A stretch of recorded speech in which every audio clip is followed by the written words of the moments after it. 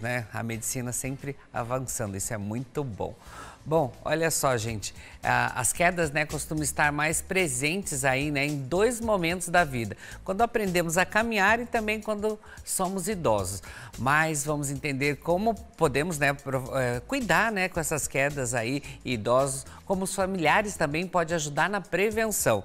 E o nosso convidado dessa tarde é o médico, né, Pedro Paulo Verona Pérez. Ele está aqui, vai tirar nossas dúvidas e, claro, as dúvidas de vocês aí de casa também. Boa tarde, doutor. Seja bem-vindo aqui ao nosso Ver Mais. Nessa tarde de feriado, mas vamos trabalhar, vamos ajudar. E como nós sabemos, né, no feriado a audiência ainda é bem maior, então vamos estar ajudando mais as pessoas que estão em casa. Queria que o senhor começasse explicando pra gente por que a queda em idosos é algo tão problemático, porque a gente que tem idosos em casa também, então a gente sabe que a importância de ter alguns cuidados aí também, né, doutor? Bom, a queda no idoso é um evento bastante importante, tanto é que ele é caracterizado como uma doença, né? O segundo aspecto é que muitas vezes ela provoca algumas consequências, desde um pequeno corte, fraturas ou até mesmo um traumatismo craniano encefálico, né?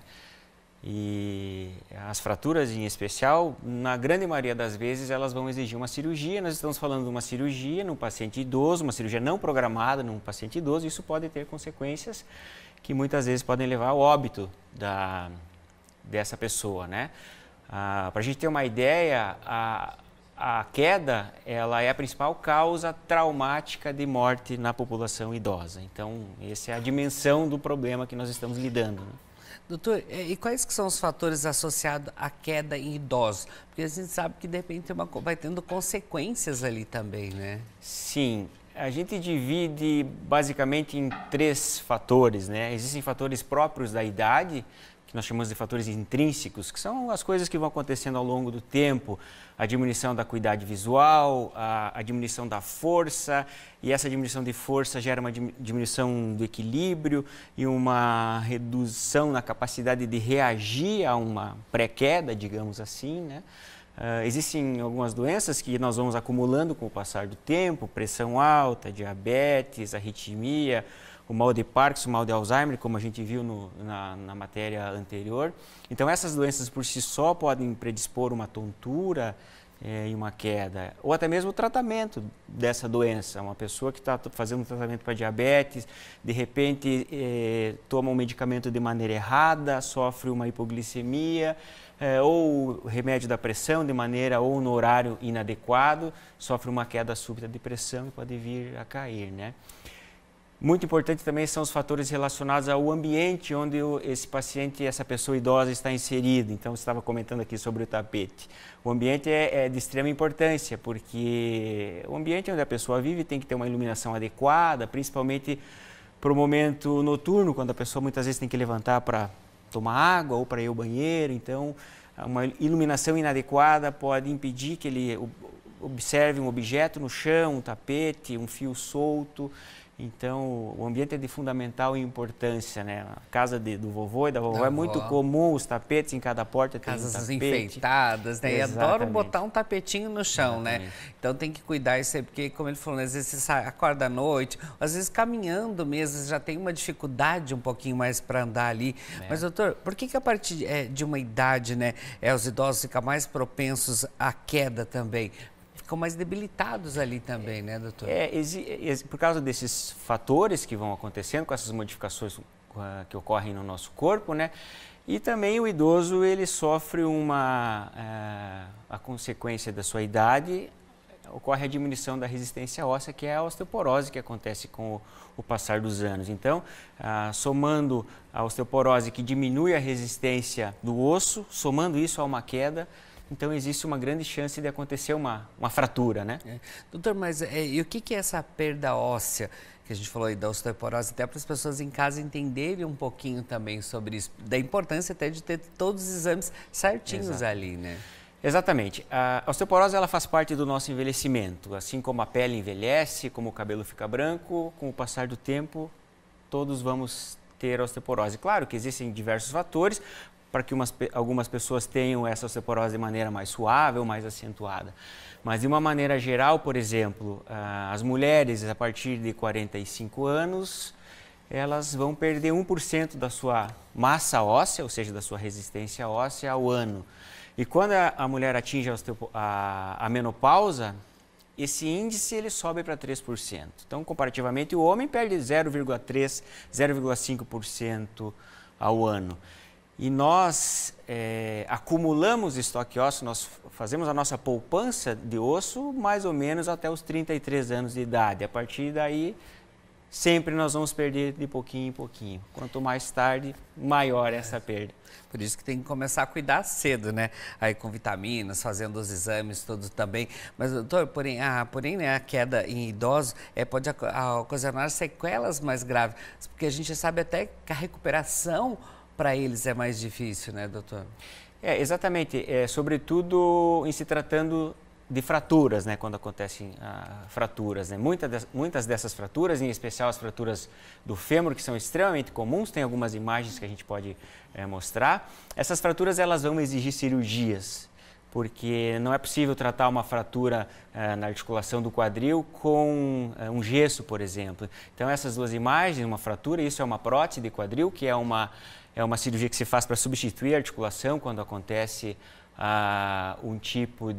esse tipo de fratura, né?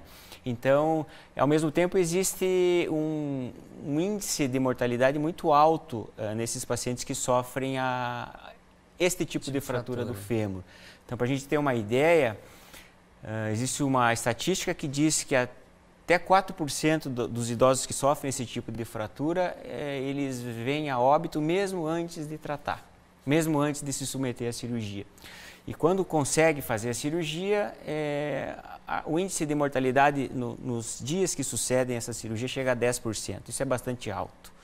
E um dado que é bastante importante também é que no ano que sucede essa fratura, essa cirurgia, existe um índice de mortalidade que pode chegar a 30%, 40%.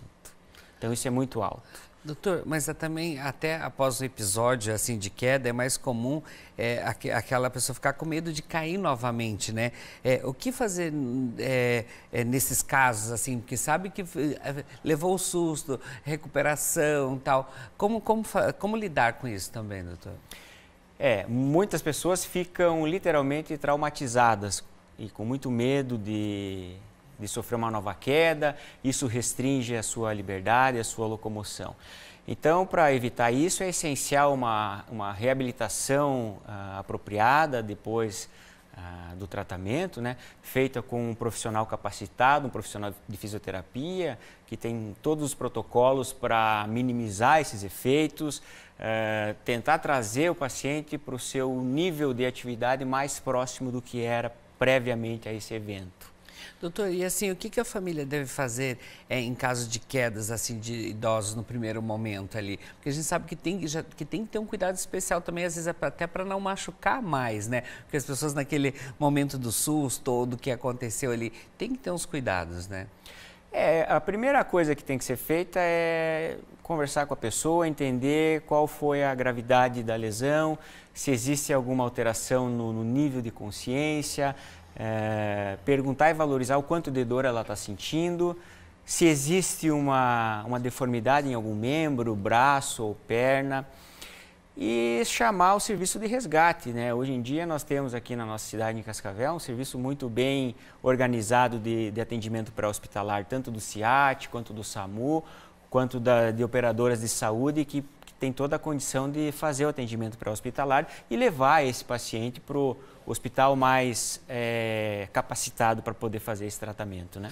E tem umas coisas também, né, doutor, que é possível a gente prevenir essas quedas também, alguns cuidados especiais. Eu queria até que o senhor falasse um pouquinho para a gente desses cuidados especiais também, né? Uma que é a prevenção, que a gente fala assim, tentar evitar algumas coisas e tal. Mas o que pode ser feito a mais, doutor? Bom, para a gente prevenir a queda, é essencial a gente levar em consideração aqueles fatores de risco para a queda, né? Então, a pessoa que usa óculos, manter o seu óculos em dia, né? Para poder enxergar algum objeto, alguma coisa no chão. Tratar as doenças da maneira apropriada, tomar o remédio da maneira e no horário correto.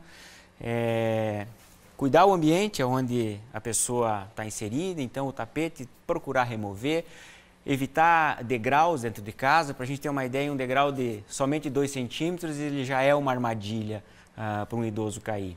Cuidar com fio solto, móveis baixinhos que fiquem fora do campo de visão da pessoa, que podem fazer ela tropeçar. E ao tropeçar, associado à diminuição de força e de equilíbrio, ela tem a perda da capacidade de reação, então ela vai sofrer a queda. E outra questão é o comportamento, isso parte muito do idoso mesmo, né? E tem algumas atividades que não devem mais ser executadas, também, né? Por exemplo, subir numa escada, numa cadeira para pegar um objeto no alto, limpar uma parede no alto. Aqui na nossa cidade, que tem uma vocação agrícola bastante grande, então é muito comum, idosos aí de 70, 80, que sobem em árvore para cortar um galho, pegar frutos, que sobem, colher café. Eu tenho uma mãe em casa teimosa também que adora fazer essas coisas aí que não pode. E a gente tem que ficar chamando a atenção toda hora ali. Exatamente. Também, né? Que sobem em telhado, isso é o nosso dia a dia. A gente não passa uma semana sem atender um paciente, sem fazer um tratamento cirúrgico desse tipo de fratura, né? E aquelas decorações em casa também, às vezes um arranjo, um vaso que você de repente mude de lugar que ele não está acostumado também. Então tem várias coisas ali que vocês têm que ficar atento, que com certeza vai ajudar muito a não acontecer esses casos de se machucarem ali também. Mas, doutor, como a atividade física ela pode ajudar ou prevenir essas quedas também? Porque a atividade física, eles podem fazer também? Bom, atividade física é essencial em 2 momentos da vida. Na juventude, para aumentar o estoque ósseo, né? E na terceira idade, para reduzir os efeitos da perda da densidade óssea, e também para manter musculatura forte e com mais capacidade de reação frente a uma queda. É essencial, é fundamental. O exercício físico ele tem que fazer parte da rotina semanal, principalmente do idoso. E tem algum tipo de atividade física, doutor, que pode ser indicada também? Bom, para ganho de força, ganho de equilíbrio e melhorar essa reação a uma queda, são os exercícios que exigem carga. Então, a musculação leve, treinamento de pilates. Hoje em dia está muito difundido a profissão do educador físico, do personal trainer, né? Que pode fazer um treinamento individualizado para o idoso, sem exagero, para evitar que ele sofra lesões por conta do exercício e que possa manter o seu organismo com a força em dia e da melhor maneira possível, né? É isso aí, se prevenindo sempre, né? E tendo os cuidados aí também. Quero aproveitar e agradecer, doutor. Muito obrigado, né? Doutor Pedro Paulo Verona Pércio, que está aqui com a gente, tirando aí nossas dúvidas. Vou deixar também o Insta dele lá, se de repente você está em dúvida, quer interagir também, pode interagir com o doutor lá. Gratidão. Bom restinho de feriado também, hoje também, né? Aproveitando aí para descansar. Obrigado, eu que agradeço a oportunidade e parabenizo a RIC TV pelo estúdio novo, pela casa nova aqui. Não venha mais vezes, que esse assunto interessa bastante a cuidar dos nossos idosos aí, que logo a gente está lá também, né, doutor? É importante a gente cuidar e ajudar eles também. Só não fica idoso quem morre cedo, então a gente tem que se preocupar com isso. É isso aí, gratidão. Muito obrigado. Bom, agora eu tenho um recadinho para você, né? Nós vamos falar aí da